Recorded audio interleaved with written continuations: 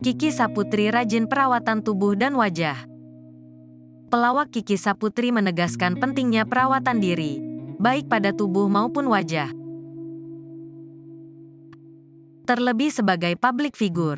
Hal ini dilakukan Kiky demi sang suami, Khairi.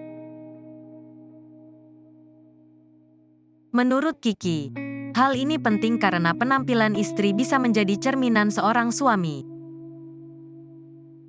Dengan merawat diri, pelawak 29 tahun ini merasa telah menjaga kewibawaan sang suami. Karena itu berarti sang suami mampu menafkahi istri dan memenuhi kebutuhan istri dengan baik.